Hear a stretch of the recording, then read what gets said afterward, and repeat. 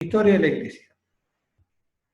Vamos a reducir esto. Entonces, la Iglesia continúa manteniendo la presencia de Cristo en la historia. O sea, Cristo, el domingo pasado, el anterior, lo veíamos resucitar. Donde esos 40 días termina de instruir a los apóstoles, la manera de decir, les promete el Espíritu Santo y asciende al cielo. ¿Para qué? Para dejar a ese cuerpo suyo, la Iglesia, que continúe la misión suya y del Espíritu Santo. Entonces, vayan y enseñen a todos los pueblos, bautizándoles en nombre del Padre y del Hijo y del Espíritu Santo, enseñándoles a observar todo lo que yo les he mandado. Yo estaré con ustedes todos los días hasta el fin del mundo. Entonces, la historia de la Iglesia se encuentra, por eso, un entrelazarse de lo divino y lo humano. Evidentemente, la acción de la Iglesia es la acción de Dios en el mundo, pero Dios que actúa a través de hombres y con hombres, con todas, si querés también, todas las limitaciones se ven en la historia de la Iglesia que tenemos los hombres.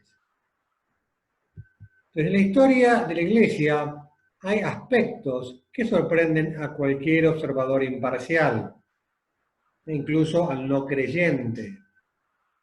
O sea, 4 hechos a tener en cuenta que hacen ver el carácter divino de la Iglesia. Por un lado, la unidad en el tiempo y en el espacio. Evidentemente, hoy ahora el Papa es Francisco. Antes fue Benedicto. Claro, pero sin embargo, la historia de la Iglesia es una, y tiene una unidad en el tiempo y en el espacio. A lo largo de 2 milenios, el sujeto de acción es el mismo, la Iglesia, con la misma doctrina, los mismos sacramentos, los mismos elementos fundamentales. Y además, en todas las generaciones, reuniendo hombres y pueblos de las culturas más diversas, de las zonas más geográficas de la Tierra. O sea que, evidentemente, la historia de la Iglesia en Argentina tiene unas peculiaridades, como la historia de la Iglesia en Alemania o en África. Pero es la historia de la Iglesia, el sujeto único de la Iglesia es único. Ya por eso la unidad en el tiempo y a lo largo de la historia, que es el mismo sujeto de la historia, con la misma doctrina, los mismos elementos fundamentales, como tenemos unidad de fe, de sacramento, de jerarquía, que se da por la sucesión apostólica. Y además, eso, en todas las generaciones reúne gente de todos los pueblos, de todas las culturas, o sea que no está atada a una cultura. Y es lindísimo ver cómo la Iglesia llega a todos los pueblos de la tierra, sea cual sea su cultura. La segunda cosa es la capacidad, la capacidad, la acción misionera de la Iglesia. O sea, en todo tiempo y lugar, la Iglesia ha aprovechado cualquier acontecimiento para predicar el Evangelio, que es su misión. Después la capacidad de generar frutos de santidad en todos los pueblos y condiciones. Eso es notable, cómo los santos llenan la historia de la Iglesia. Donde uno va, hay santos, donde uno... Me impresionaba estos días mirando una estadística, viendo papas santos. Y veía haciendo el cálculo que más o menos el 35% de los papas han sido canonizados. Es de locos, ¿eh? Más de 1 cada 3 está canonizado. Lo cual no, es un índice de santidad altísimo, porque obviamente no todo el mundo lo canoniza. Bueno, capacidad de producir fondos de santidad. Después, el llamativo poder de recuperación. Dentro de la Iglesia, a lo largo de la historia, ha pasado crisis muy complejas, muy complicadas. Hoy, el otro día, está pasando una de ellas. Y sin embargo, ante cada crisis, la Iglesia surge renovada, con más fuerza que antes. O sea, como si la acción de Dios se sirviera de purificaciones que sufre la Iglesia a lo largo de las crisis, fueran precisamente una purificación de la Iglesia. Entonces vamos a, antes un pequeño consejo. No es importante, que acá no lo vamos a ver obviamente, pero que ustedes tengan resueltos históricamente los puntos llamados de la leyenda negra de la Iglesia. Hay toda una leyenda negra, evidentemente la historia que uno lee depende de quién la escribe. A mí una cosa que me impresionó mucho cuando vivía en Roma, fue charlando con un chileno, claro, que la historia de la independencia es nada que ver la historia que ellos cuentan. Y como los mismos hechos son interpretados y leídos muy distintos. No, y así hay, evidentemente, los enemigos de la Iglesia. Hay una serie de hechos, han hecho una especie de leyenda negra para hacer de la Iglesia una especie de cuco al que se le echa la culpa de las cosas que pasan en el mundo. Por ejemplo, o sea, si uno lee ciertos medios de comunicación y parece que la Iglesia fue una institución que se dedica fundamentalmente a abusar menores. Es de locos. Pero evidentemente uno tiene que, los hechos de la historia de la Iglesia, sean cuales sean, hay que saber ubicarlos, hay que saber entenderlos. Por poner ejemplos de hechos de la leyenda negra de la Iglesia, las cruzadas. No trata de defender que las cruzadas fue una maravilla, trata de saber qué pasó en las cruzadas, qué fueron, qué fin tuvieron, cómo. La Inquisición, la conquista y evangelización de América, que son dos cosas distintas. Una cosa es una cuestión política, los reyes de España, otra cosa es la evangelización que la Iglesia hizo en América. Y así uno puede decir, Galileo, hay que saber qué pasó con Galileo. Y uno podría seguir con, por ejemplo, con datos, con cosas de Pío XII y los judíos. Entonces, saber, es una inquietud que hay que saber resolver. O sea, uno no puede vivir alegremente pensando, tapándose los ojos, diciendo no pasó nada, ni tampoco aceptando la leyenda negra. Entonces, yo les recomiendo para esto, hay por lo menos un libro de Vittorio Messori, que el que quiere me lo pide por mail y se lo mando, que va dando respuestas, explicando cada uno de los hechos históricos. He hecho este paréntesis de que los puntos más picantes sería bueno que vamos a ver ahora, primero la antigüedad cristiana. La historia de la Iglesia la clasificamos igual que la historia del mundo, porque la historia de la Iglesia y del mundo van entretejidas, porque la Iglesia vive en el mundo. De la antigüedad cristiana, que va hasta el año 476, año de la caída del Imperio Romano de Occidente. Entonces, desde el siglo I, desde el principio, el cristianismo comenzó a propagarse bajo la guía de San Pedro, de los apóstoles y después de sus sucesores. Evidentemente, el primer punto de expansión es el Mediterráneo. La Iglesia es los viajes de San Pablo, la Iglesia llega a Alejandría, llega a Grecia, llega a Roma, y se va expandiendo, ¿no? En esos años. Hay un libro, para quien le interese, muy bueno, que se llama La vida cotidiana de los primeros cristianos, en la que, por ejemplo, habla de esa primera expansión. Y hay una página web que se llama Los primeros cristianos. También es muy linda porque tiene muchas cosas de la primitiva cristiandad. Entonces, se asiste a un progresivo aumento de seguidores de Cristo, sobre todo dentro de los confines del Imperio Romano, por motivos bastante lógicos, y que son las vías de comunicación.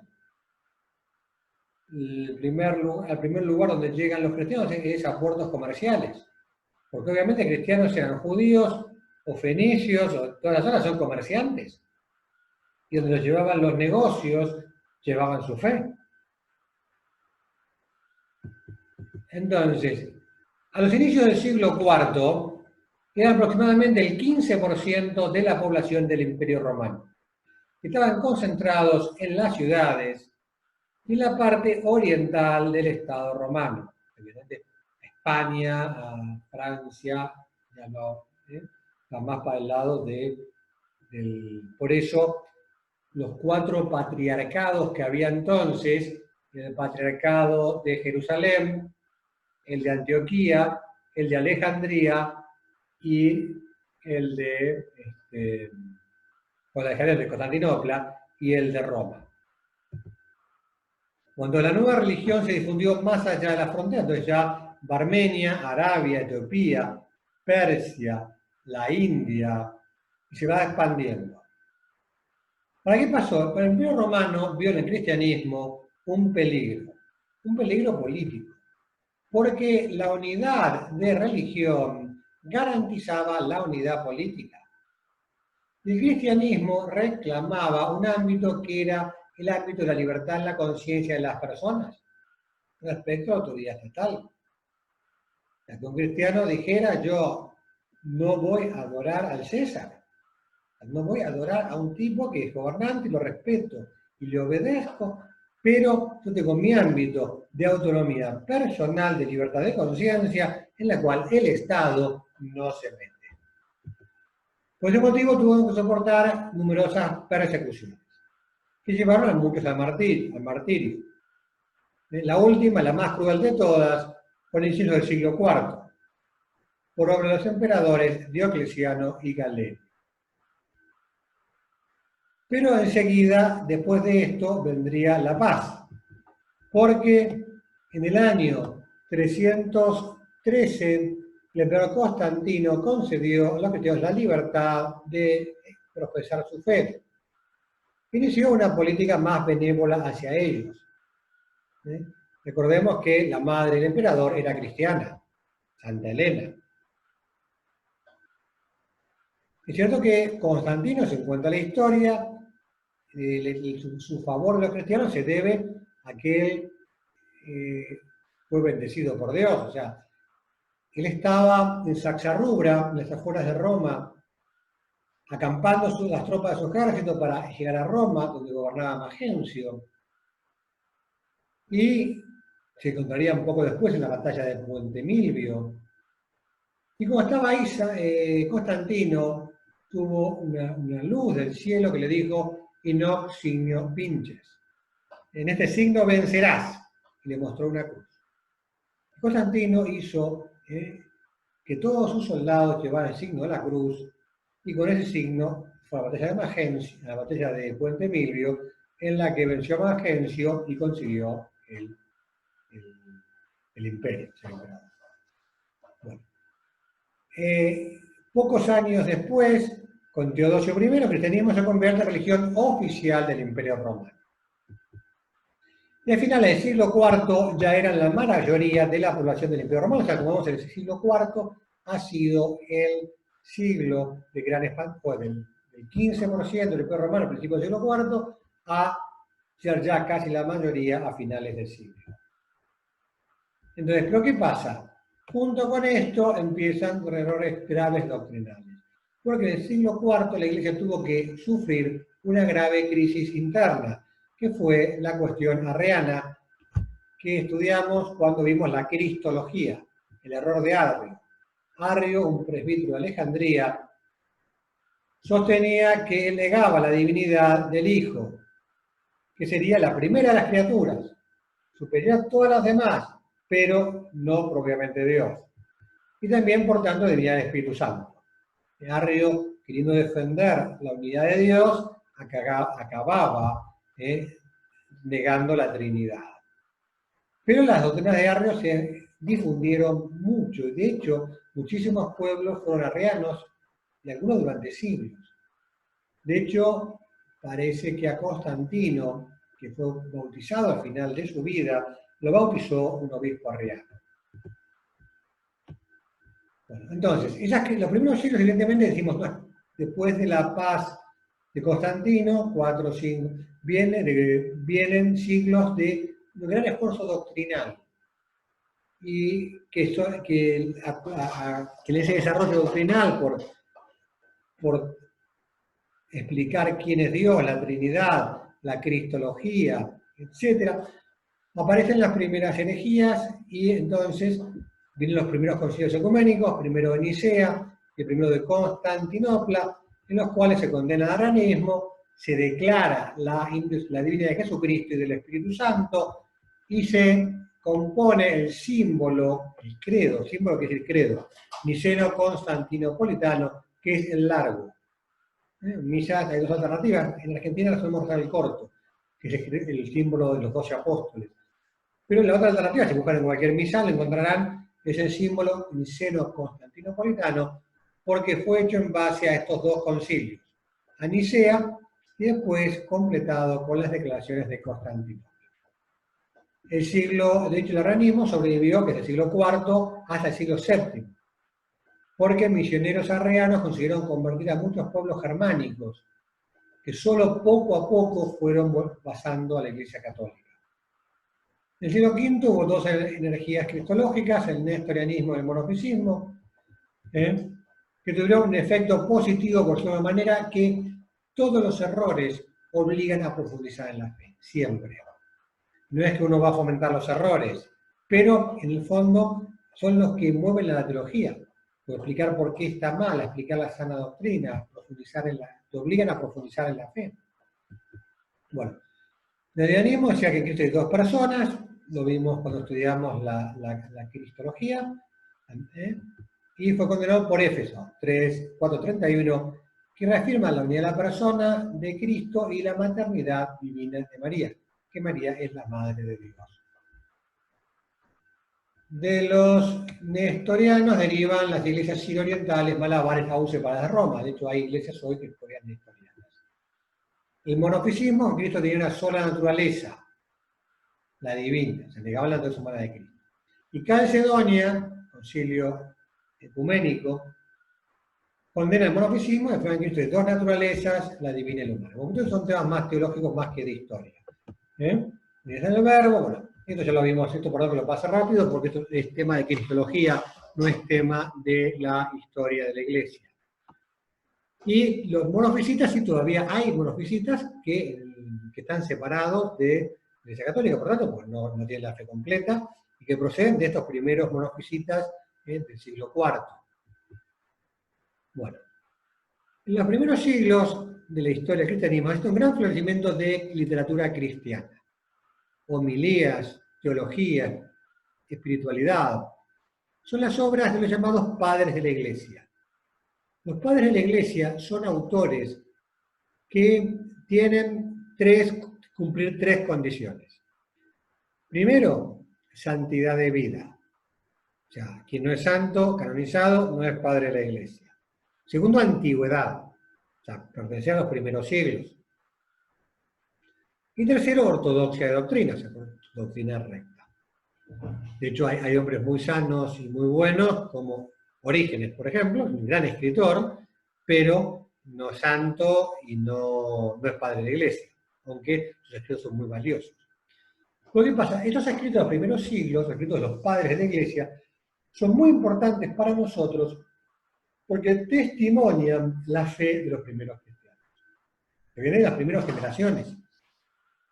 Si yo leo a San Policarpo, estoy leyendo a un discípulo de San Juan. El tipo escuchó predicar a San Juan. San Ignacio de Antioquía, se anterior a San Policarpo todavía. Bueno, los primeros autores, evidentemente, los primeros siglos, nos reflejan, decimos, el testimonio de la tradición de la Iglesia, de la fe de los principios. Se suele distinguir, hablar de padres de Oriente y de Occidente. Los principales padres de Occidente fueron Ireneo de León, San Hilario de Poitiers, San Ambrosio de Milán, San Jerónimo y San Agustín. San Jerónimo famoso, con la traducción de la Biblia al latín, la Vulgata. San Agustín no hablemos, que es, evidentemente, las dos cabezas más grandes teológicas de la historia de la Iglesia son San Agustín y 10 años después Santo Tomás de Aquino. Ya, hasta ahora son los dos bochos, por decirlo de alguna manera. En Oriente tenemos a San Atanasio, San Basilio, Gregorio Nacianceno, Gregorio de Niza, San Juan Crisóstomo, San Cirilo de Alejandría, Cirilo de Alejandrén. Y es muy bueno leer padres de la Iglesia, no hay que tenerle miedo, pero a veces leer a algún padre de la Iglesia, que hay muchos textos publicados de ellos, evidentemente. Entonces, ahora vamos al medioevo, del 476 hasta el descubrimiento de América. Entonces, en el 476 cae el Imperio Romano de Occidente, invadido por una serie de pueblos germánicos algunos arrianos, otros paganos, con lo cual Roma, que claro, el poder político se va convirtiendo cada vez más importancia, más poder, se va empobreciendo más. De hecho, el eje a veces pasa al oriente. Con el trabajo de la Iglesia en estos siglos, en los primeros siglos, fue evangelizar y contribuir a civilizar a estos pueblos, los pueblos bárbaros. Y más adelante los pueblos eslavos, escandinavos, magiares, todo lo que es subir del Mediterráneo para los países nórdicos. Entonces viene toda esta época de evangelización. El Alto Medioevo, que es hasta el año 1000, fue muy difícil para el continente europeo. Por la situación de violencia, política social, empobrecimiento cultural, regresión económica, debido a invasiones continuas de unos y otros. La acción de la Iglesia logró poco a poco conducir a estos pueblos jóvenes hacia una nueva civilización y que alcanzará su esplendor en los siglos XII y XIV. Volviendo para atrás, en el siglo VI nace el monaquismo benedictino. A partir del siglo IV ven a aparecer los eremitas, que es gente que se apartaba de las ciudades para irse a vivir un cristianismo solitario, dando testimonio de la escatología, del fin del mundo, etc. Pero en el siglo, y ya San Antonio es un padre del monaquismo, pero en el siglo VI aparece el de los eremitas, el monaquismo, los monasterios. Entonces, con San Benito los monasterios garantizan islas de paz, de tranquilidad, de cultura y prosperidad. Ellos son los monasterios los grandes transmisores de la cultura. Los monjes, claro, hasta la imprenta, los libros eran copiados. Y la gran labor que hicieron los monjes de aporte a la cultura fue el de copistas. ¿No? Todo el legado de toda la época antigua nos llega a través de los monjes. El siglo VII fue un siglo de gran importancia para todo el continente, con los monjes irlandeses y escoceses que van a predicar a toda Europa, ¿no? De hecho, los monjes irlandeses son célebres en la historia de la teología por el tema de dirección espiritual. Entonces, el siglo VIII, los benedictinos ingleses. Entonces, y el siglo VIII acaba con la patrística. O sea, los últimos padres de la Iglesia son hasta el siglo VIII, el año 700. Bueno, entonces, San Juan Damasceno en Oriente y San Venerable en Occidente. En el año 700 y pico, en el siglo VII y VIII, nace el Islam, que evidentemente tendrá repercusión en la historia del mundo y por tanto en la historia de la Iglesia Católica. Tras la muerte de Mahoma, los árabes lanzan una serie de guerras de conquista que les conducen a construir un vastísimo imperio. De hecho, el Islam se ha extendido no por conversión, sino por guerra, o sea, invadiendo e imponiendo la región a los pueblos invadidos. Entonces, hay el Islam en todo el norte de África, la península ibérica, que fue por unos 3 siglos musulmana, digamos, sometida a los moros, como dicen los españoles, y separaron el mundo bizantino del latino germánico. Quedó como dividido en dos. Toda la Alejandría, toda la iglesia oriental. Entonces, claro, esto también produjo esta separación, este distanciamiento. Será parte de que después decantará también con el cisma de Oriente. Bueno, entonces, por de 300 años fueron un flagelo para los pueblos de Europa mediterránea. Incursiones, redadas, saqueos, deportaciones, de modo sistemático y continuo. En el siglo VIII se institucionalizó el poder temporal del papado. ¿Qué pasó? al vacío de poder que hubo en la Italia central, hizo que el papado fuera adquiriendo no solo un poder espiritual que tenía desde siempre, sino también un poder político, que era necesario para defenderse. Entonces van naciendo los estados pontificios. Estados en los que el papa era el monarca. Entonces, con el tiempo los papas se dieron cuenta de que de un limitado poder temporal era una eficaz garantía de independencia respecto a diversos poderes políticos, emperadores, reyes, señores feudales. De hecho, cuando uno estudia la historia de la Iglesia, se da cuenta que toda la historia, la Iglesia ha tenido que estarse defendiendo del poder civil que quería dominarla. Entonces, claro, se da cuenta que tener un estado propio te garantizaba independencia. Y es el origen de los estados pontificios. A la noche de la vida del año 800, ya comenzando el siglo IX, el Papa corona a Carlomagno en la Basílica de San Pedro, comenzando un nuevo imperio, el Sacro Imperio Romano. Una época muy particular porque se establece un Estado católico con aspiraciones universales, que estaba caracterizado por una fuerte sacralización del poder político. De hecho, el Papa coronaba al rey, al emperador, y una compleja mezcla de política y religión. ¿No? Y la mezcla que siempre le había tenido que defenderse, que da al César lo que es del César y a Dios lo que es de Dios, no mezclar. ¿Cómo se mezcla? Bueno, vamos a avanzar así rapidísimamente, al peor siglo de la historia de la Iglesia, al menos en la denominación, llamado siglo de hierro, siglo X. El papado sufre una crisis terrible a causa de las interferencias de familias nobles de Italia Central en la elección del Papa. Ponían papas como querían.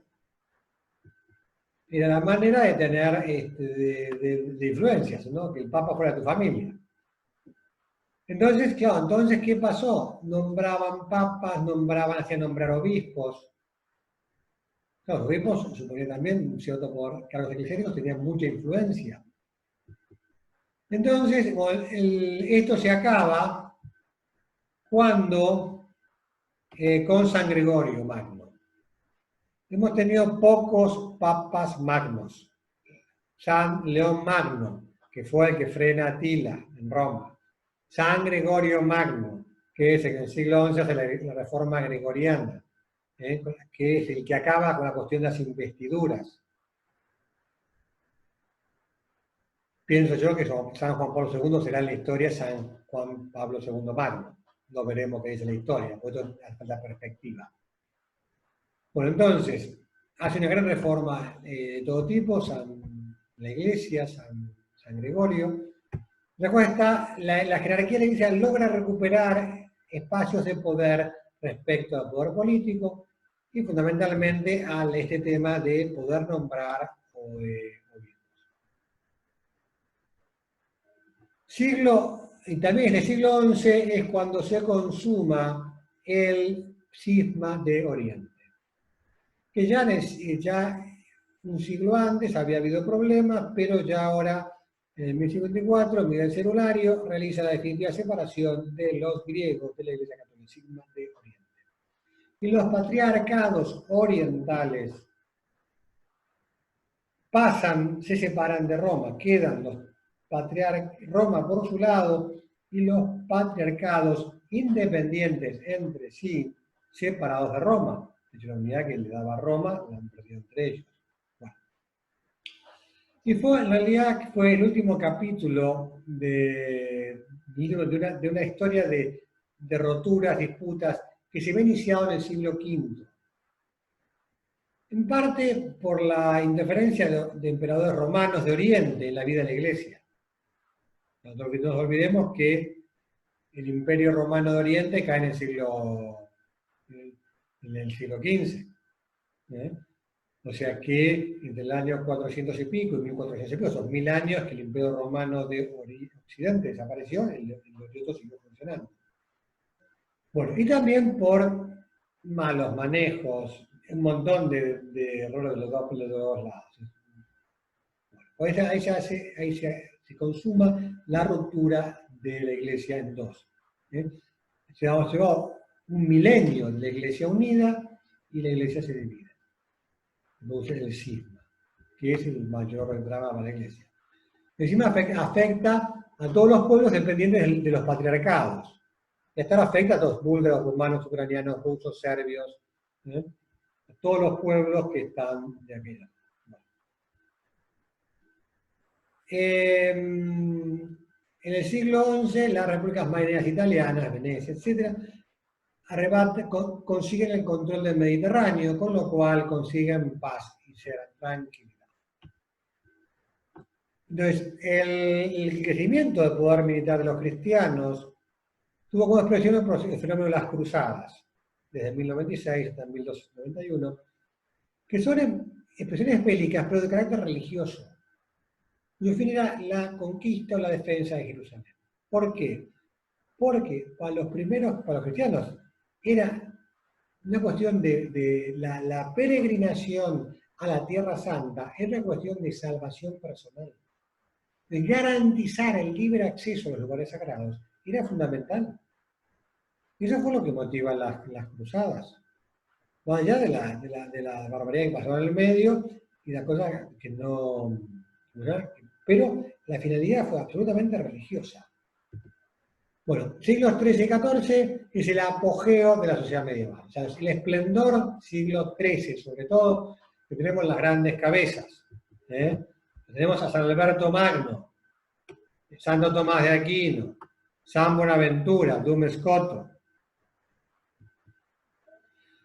que evidentemente el siglo XII, el siglo XIII viene de la, gracias también en parte, de hecho de estos que dijimos antes, son dominicos y franciscanos.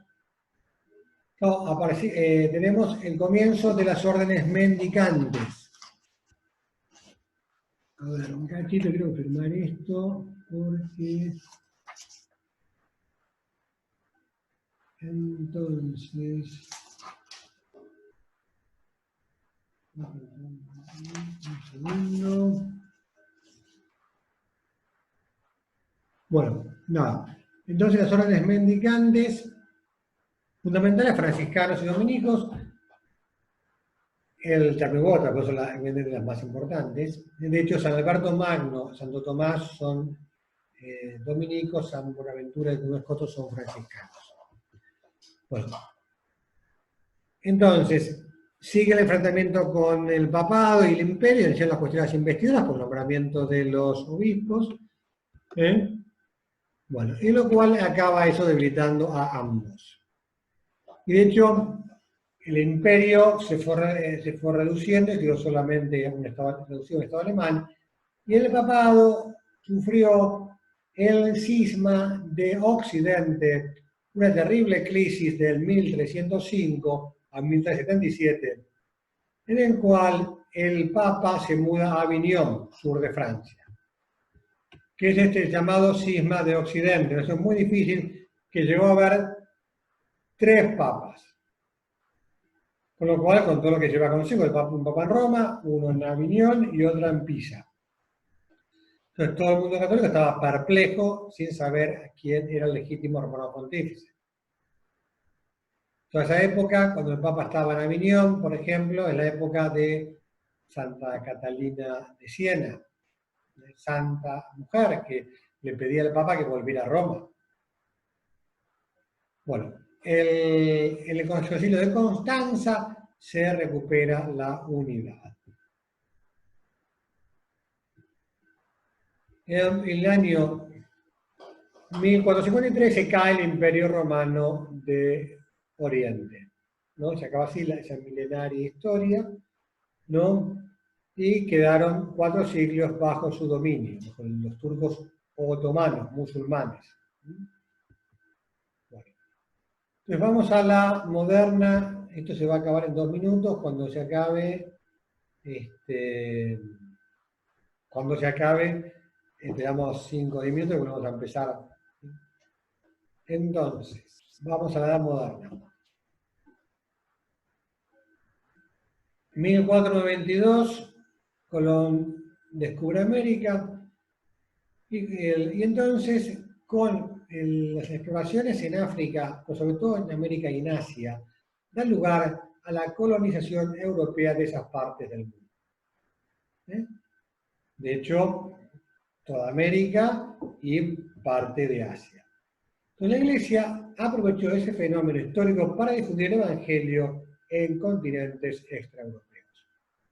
Pues evidentemente, así llegan todas las misiones a América, Canadá, Luisiana, las colonias francesas, la América Española, Brasil, y en África el Reino del Congo, India, Indochina, China, Japón, Filipinas.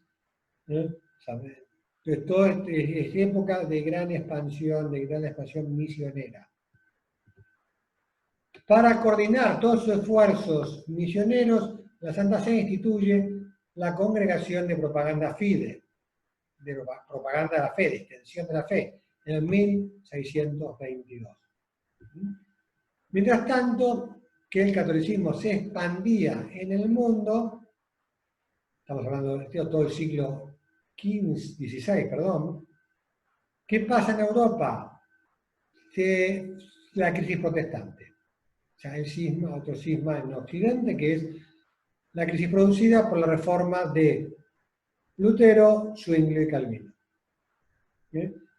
Fundadores de las distintas denominaciones del protestantismo, Lutero del luteranismo, y de hecho muchos países europeos son ahora, los países nórdicos son luteranos, en Alemania hay mucho luteranismo, Zwinglio y Calvino, el calvinismo.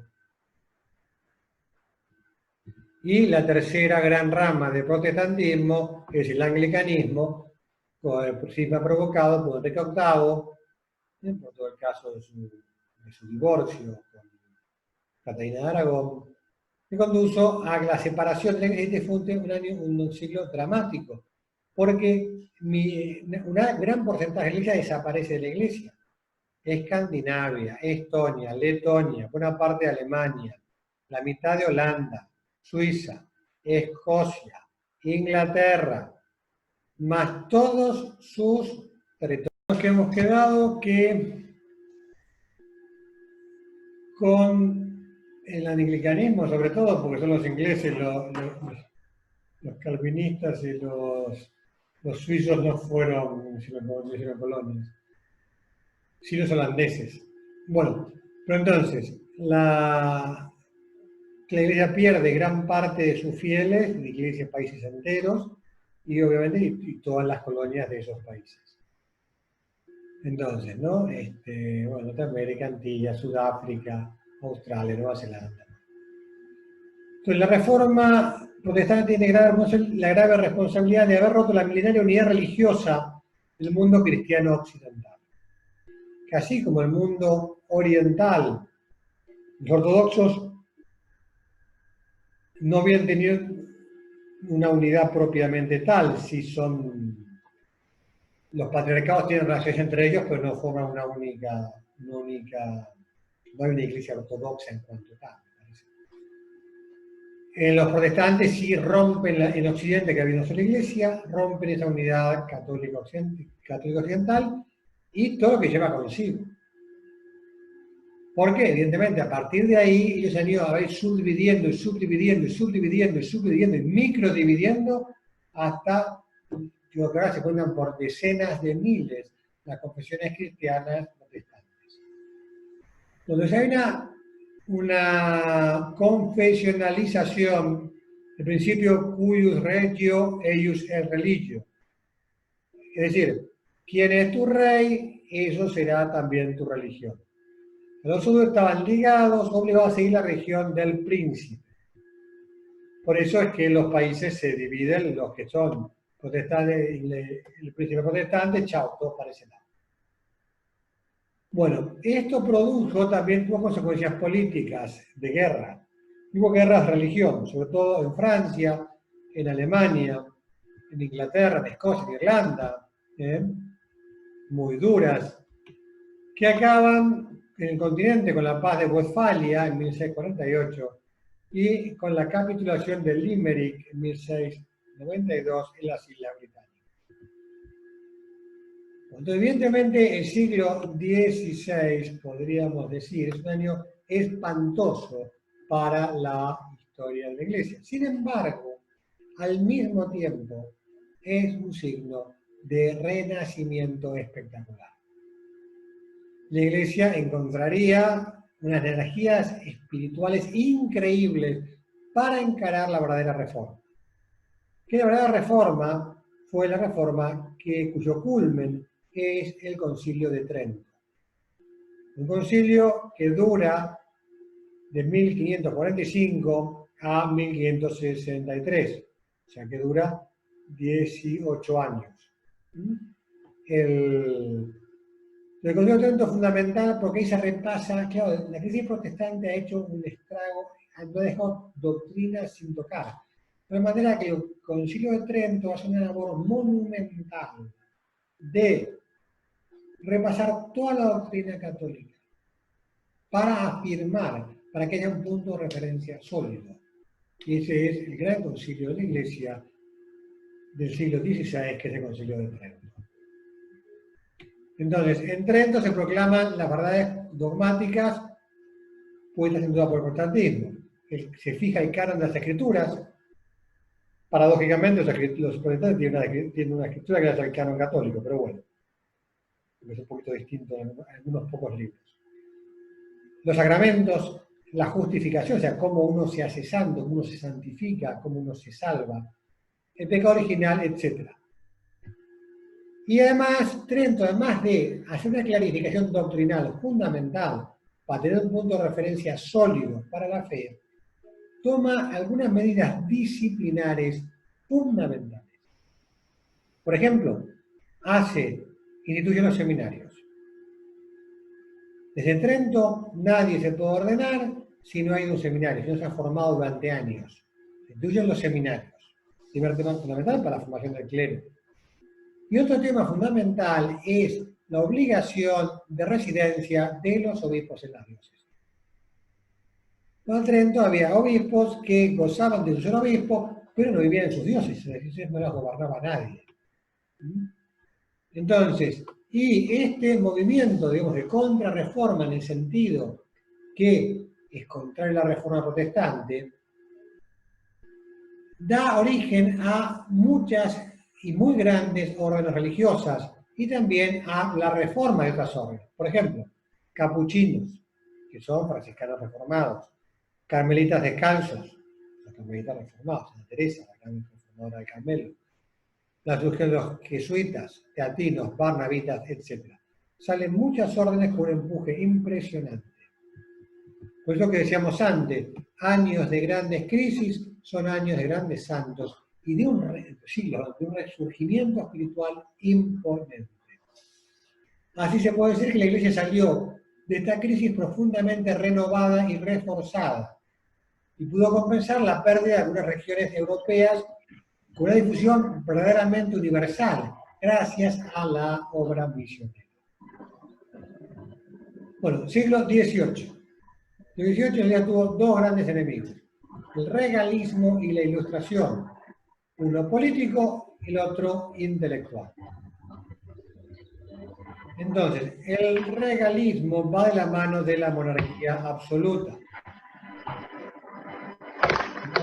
Por la organización burocrática moderna, los soberanos europeos logran instaurar un sistema autocrático y total, eliminando las barreras que se ponían. Entonces, por eso, todas las barreras que se oponen, todas instituciones intermedias que atentan contra ese poder absoluto de los reyes, lo vuelan. Entonces, el sistema feudal desaparece, privilegios eclesiásticos, derechos de las ciudades. Y cuando hablamos de sistema feudal, hablamos, por ejemplo, de todo el tema a veces de los gremios y de otras cosas. Bueno, este proceso de centralización del poder, como es obvio, tendieron a invadir el ámbito de la jurisdicción eclesiástica, y eso que ya se había superado. de las investiduras, del nombramiento de obispos, etc., quieren los monarcas tener una iglesia sometida y dócil al poder del rey. Fíjense que los anglicanos, la jefa de la Iglesia de Inglaterra es la reina de Inglaterra. Bueno, entonces, uno que asume distintos nombres. Se llama, en España y Portugal se llama regalismo, que es este intento de una iglesia sometida al poder político. Y esto que no es nuevo, como dice Gustavo, muchos países quisieron hacer iglesias nacionales.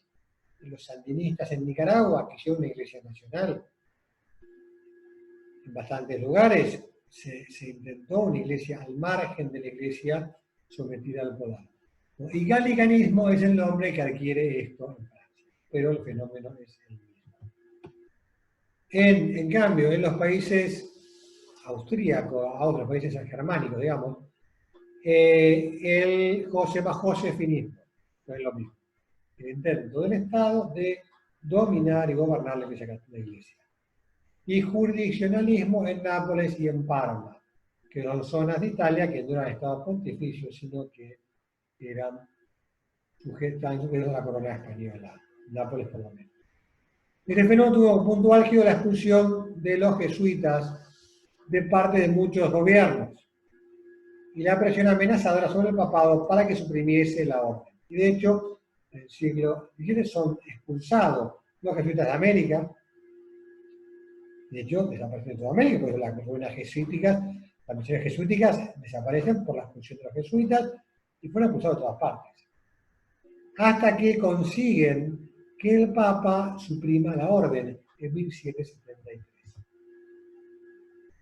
Y otro enemigo otro era político, este es intelectual, fue la Ilustración. Movimiento, en primer lugar, filosófico, que tuvo gran éxito entre las clases dirigentes, que tiene como fondo una corriente cultural que exalta la razón y la naturaleza.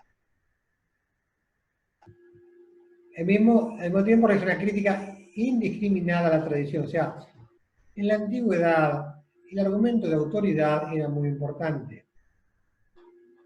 De hecho, cuando uno estudia la Suma Teológica de Santo Tomás empieza cada tema que dicen las autoridades, que dice Aristóteles, que dice la Escritura. O sea, va después, pero parte de ahí. La Ilustración elimina la tradición, a lo que viene de abajo, las raíces, y exalta la razón y la naturaleza.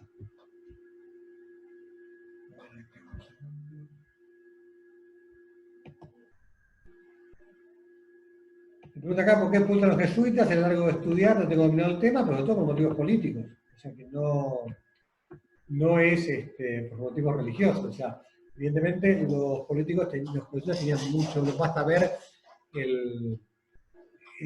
en América, en acá en América, las estancias jesuíticas, o sea, todo el tema de las estancias jesuíticas en Argentina era fuente de financiación brillante de los jesuitas para mantener la universidad, para mantener toda la labor que hacían, de dónde sacaban la plata.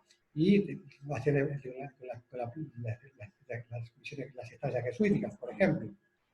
Entonces, ellos echándolos, es una condición prácticamente para sojuzgar la iglesia y tener dominio sobre ella. Entonces, la Ilustración es un programa muy complejo que tiene fuertes tendencias materialistas, o sea, no al espíritu. Una ingenua exaltación de las ciencias, como si las ciencias fueran a resolver todos los problemas del ser humano. El rechazo de la religión revelada en nombre del deísmo o de la incredulidad. El deísmo, recordemos, es la postura de que Dios crea y se va del mundo.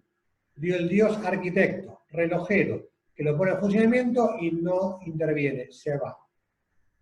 Que es el planteo de los masones, por ejemplo.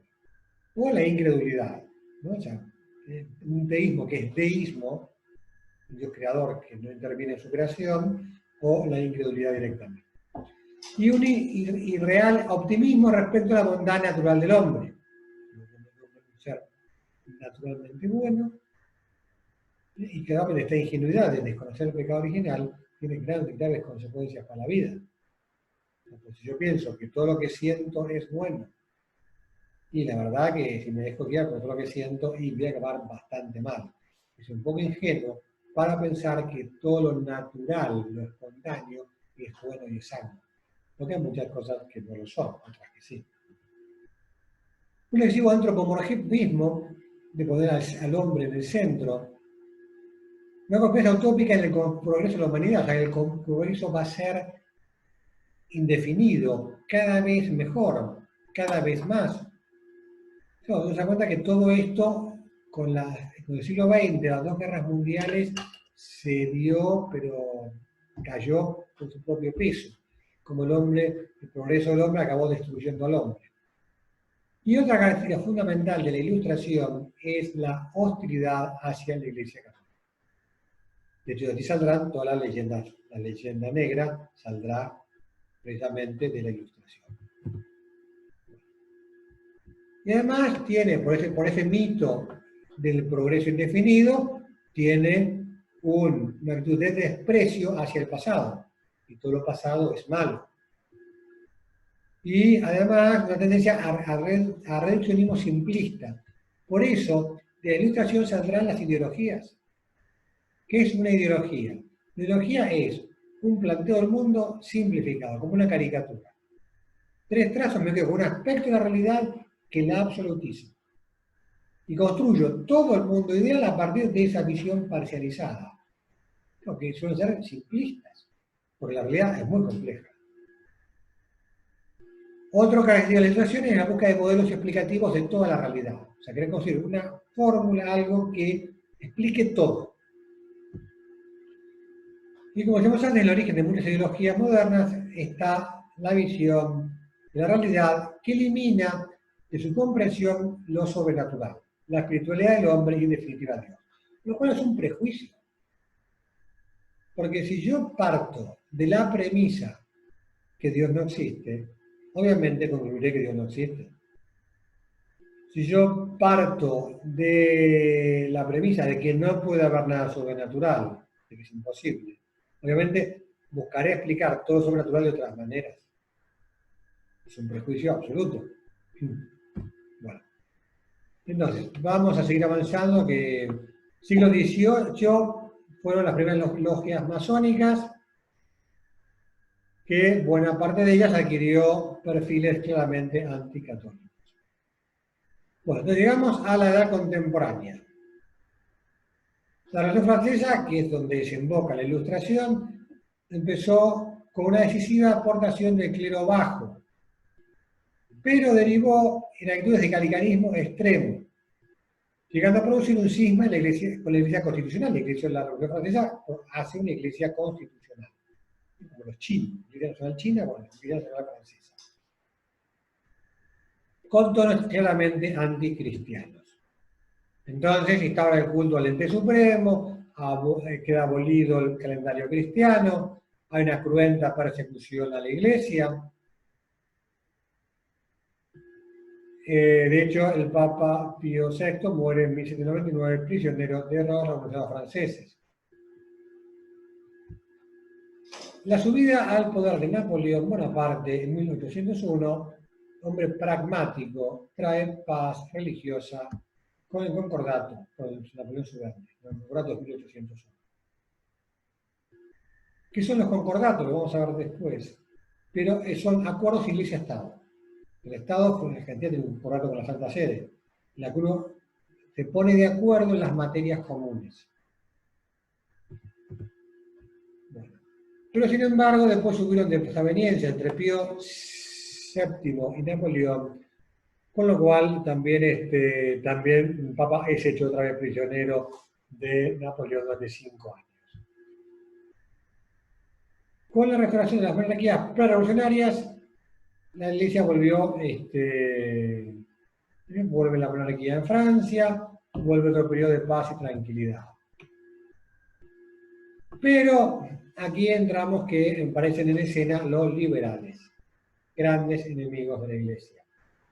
Herederos de la Revolución Francesa, se van generando políticamente, que promueven legislaciones discriminatorias o persecutorias contra la Iglesia. Entonces, al liberalismo se le une en muchos países el nacionalismo.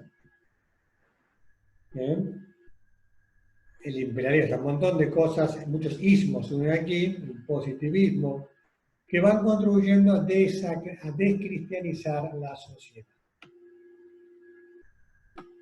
Entonces, dijimos, liberalismo y una serie de... ¿Qué pasa? La revolución industrial a lo largo del siglo XIX va creciendo una nueva clase social que son los proletarios. Y evidentemente las injusticias que produce la revolución industrial van siendo caldo de cultivo junto con las ideologías para que aparezcan nuevos, el socialismo utópico, el socialismo científico, el comunismo y el anarquismo. Hay dos tipos de socialismo, el anarquismo que era no gobierno, ¿no? Anarquía.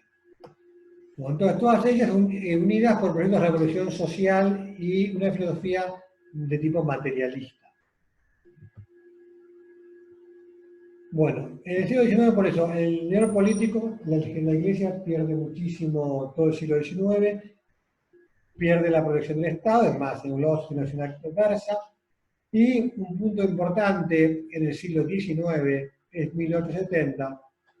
El año anterior había empezado un concilio ecuménico, el Concilio Vaticano I, que es un concilio que duró muy poco porque en 1970 tiene que terminarse porque Roma es invadida por las tropas italianas del cardenal Cadorna.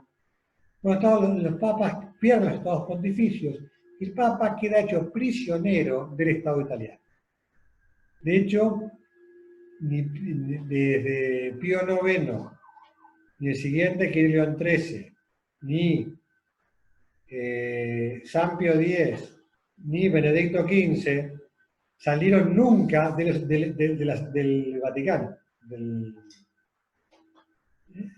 porque se consideraban sínimos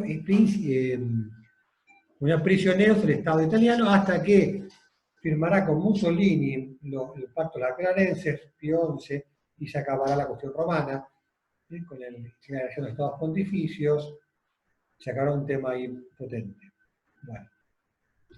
Pero otra vez decimos, crisis potente, que es el siglo XIX, todos estos siglos, el siglo de caos ideológico, político.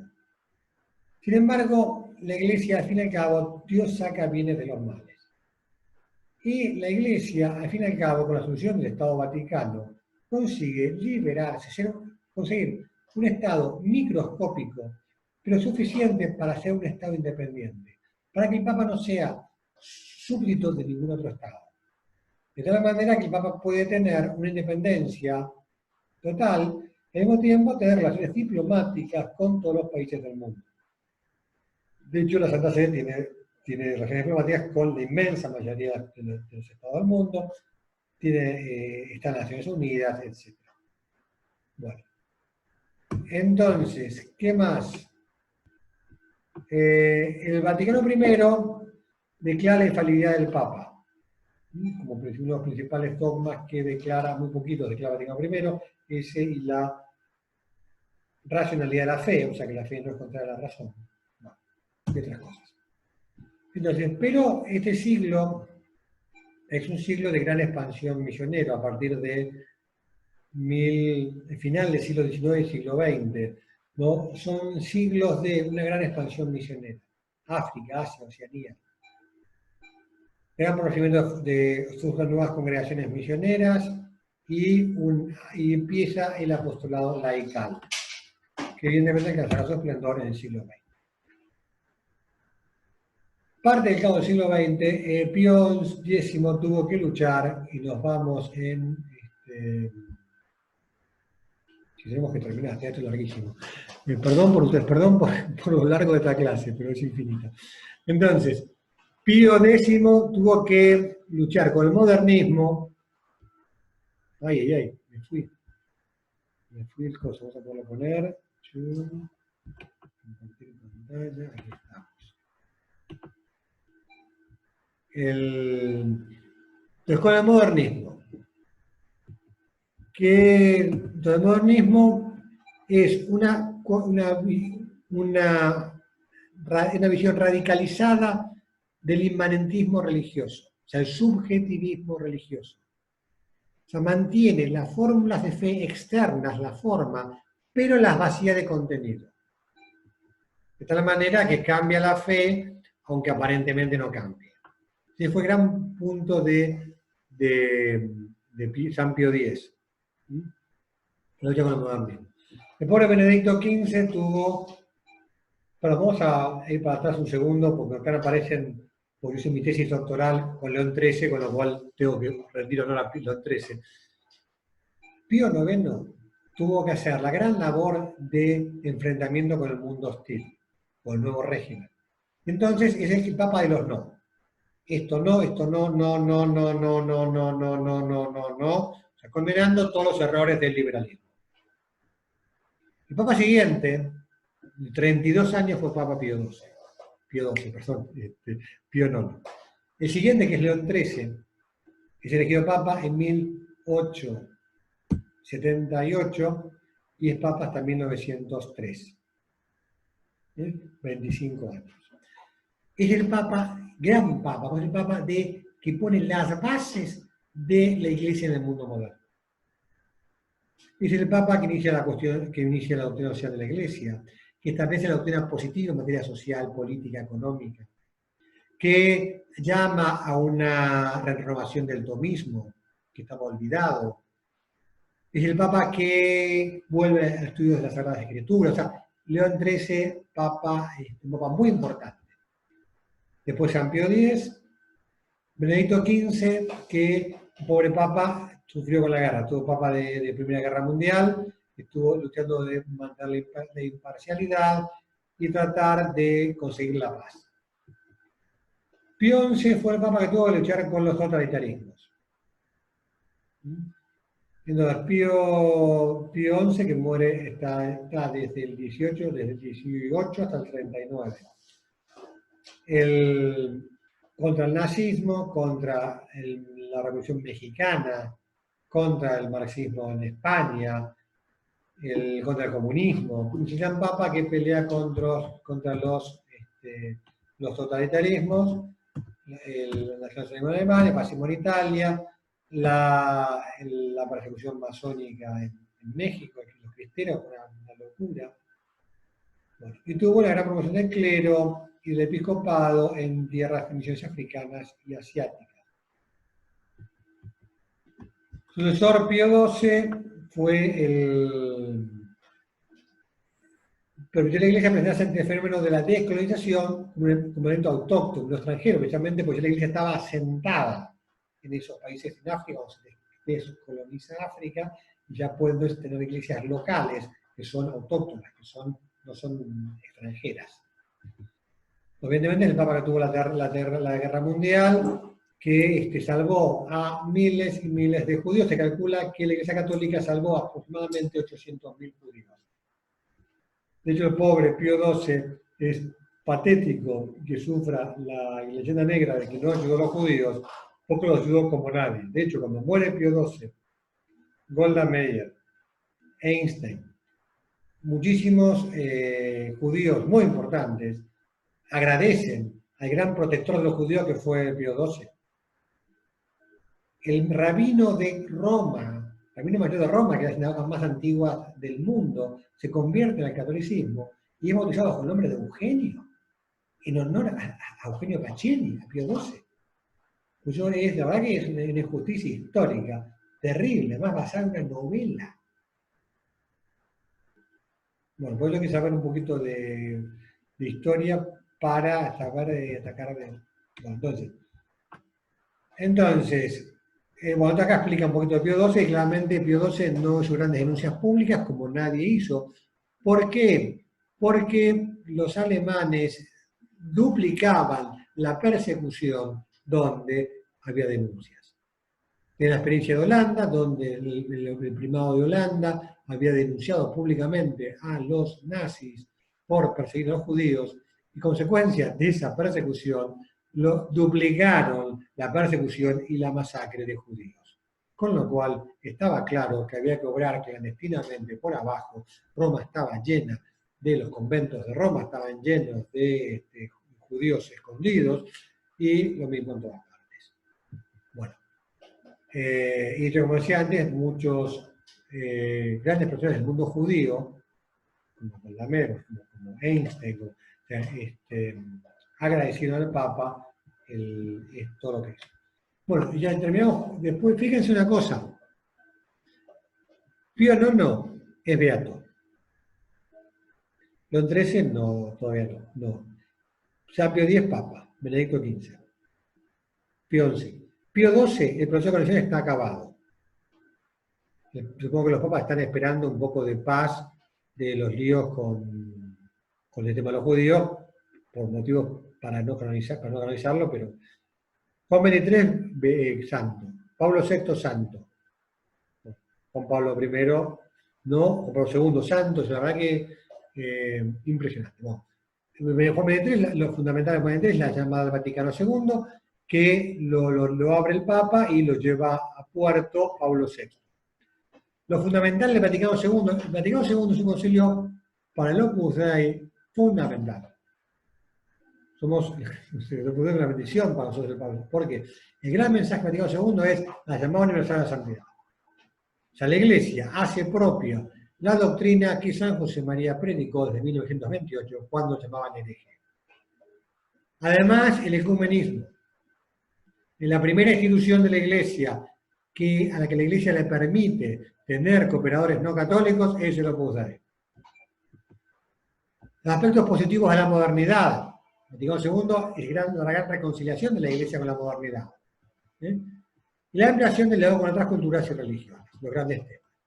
Evidentemente, después del Concilio Vaticano II hubo una gran crisis postconciliar. ¿Por qué? Porque la renovación que trae el Concilio Vaticano II es mal interpretada. Entonces, eso lo explicó muy bien Benedicto XVI. La renovación, una cosa es la renovación en la continuidad, que es lo que busca Vaticano II, y otra cosa es una renovación en la ruptura, de dejar afuera todo lo anterior. Eso evidentemente es protestantismo puro por otro lado. Pero además es una locura, porque la Iglesia es la misma Iglesia. Y esa renovación permanente que tiene la Iglesia es fruto de esa vitalidad del Espíritu Santo en ella. Bueno, y decía Magno Juan Pablo II, Juan Pablo II fue el gran operador del concilio, el que instituyó, el que hizo funcionar el Vaticano II en su pontificado. Entonces, evidentemente que adquirió unos niveles de popularidad bastante insospechados, un prestigio dentro de la Iglesia enorme. De hecho, durante el pontificado de Juan Pablo II se duplicó el número de católicos en África. Por poner un